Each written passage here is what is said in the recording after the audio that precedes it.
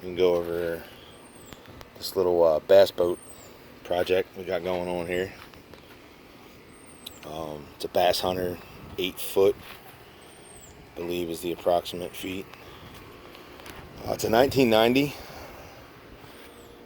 I just got it, and you guys may have the same issues that I'm having, but every time I take this sumbitch out, it winds up filling up with water.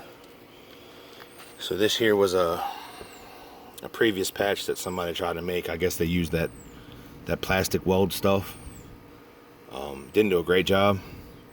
If you can see, I actually fiberglassed it, and it is a lot stronger than it was. So a couple patches here and there, fiberglass there.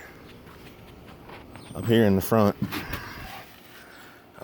this was broke, and there was a crack like right around here that was letting water go in, so that was filling up. The pontoons look pretty good, didn't have any issues there that I could tell. Go around to the back, the same thing happened back here.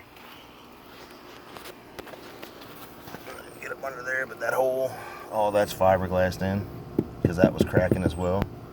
A little stress crack there, crack there. Some cracks on the inside here. I don't need it to be pretty. I don't really give a shit as long as it floats. This drain was all cracked out and messed up. I believe that's the reason why the guy finally got rid of it, because I'm sure that's where most of the water was being taken on at. But this was my most recent fix as of literally this morning. So I had to cut this plastic out right here. Actually put a piece of wood in there and then fiberglass it all back in. There was wood in there to begin with, and this is what happened to it. I guess from being wet all that time. Junk. So I got a piece of 2x4. I sealed it. I resined it as much as I could. I'm no professional builder here. I don't know. I'm more or less just tinkering around, seeing what works and what doesn't. But before, I could take my hand right here and I could flex this whole front, this whole piece of plastic, and now it's pretty strong now. Because my electric motor is going to go in the front. My gas one's going to go in the back, if I'm allowed to have a gas motor on some of the places we go. We have some reservoirs here in Maryland where you can only have electric. But just some things to look out for if you guys grab one of these things. Let's see if I could do this here. I went and made that little axle there, which I got to paint up and make sure that's right.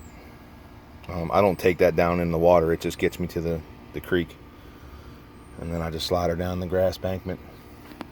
There's another view of that patch. I don't know if you can see that. Again, the videos might be a little shaky, but I'm no professional by far.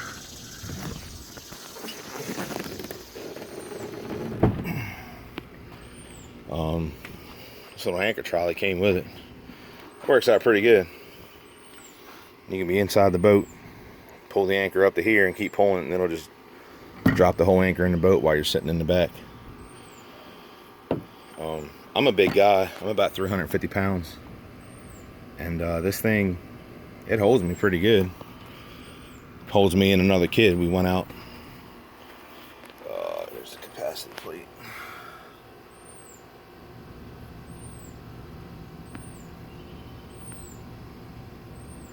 It's about 550 pounds. So this holds me, the 2.5 Merc battery.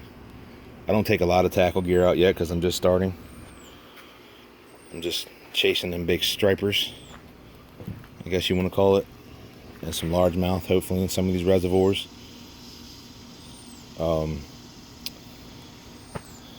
What's it, Rocky Gorge, I think, is the closest one to me. But again, I'm just starting, and it never needed to be pretty. It just needs to work. If I get this to where it's going and I like it and I'm using it a lot, then I'll wind up buying a new one at some point. But until then, this one's going to have to prove itself.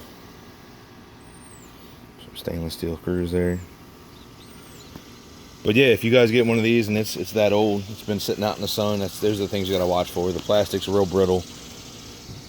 Again, I stand up in this thing, it holds me, but I don't jump around a whole lot.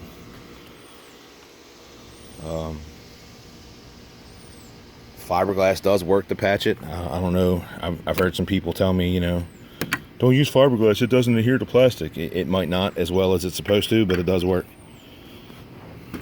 I haven't had no issues with this. I mean, this is solid. Push on that, nothing's gonna happen to that.